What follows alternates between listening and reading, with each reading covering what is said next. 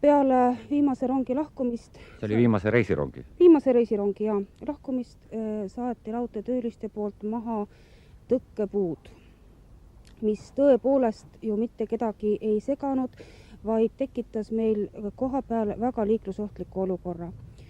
Selle kohta tegime märgukirja Eesti Raudteele, Teede- ja Sideministeeriumile ja Läänemaa valitsusele.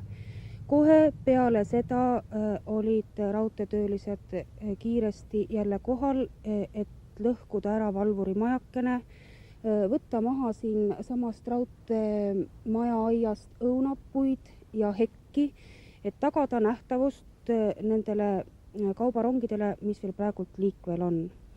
Ka sellele me reageerisime märgukirjaga samadele instantsidele ja palusime lõpetada need lammutamise tööd ennem, kui ei ole võetud kindlat seisukohta Vabariigi Valitsuse poolt üldse selle Riisipere-Haapsalu raudteelõigu kohta.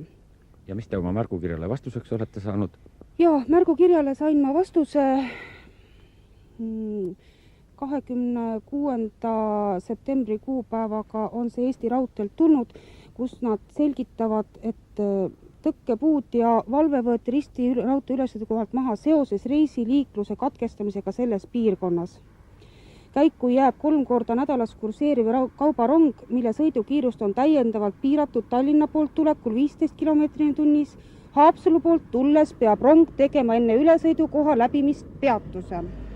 See on siis kolossaalne uuendus ka liikluseeskirjades, nimelt stopp-märk raudteel. Ja ma arvan, et selline olukord on Eestis praegult küll ainult meil ja seda võib lausa vaatama tulla.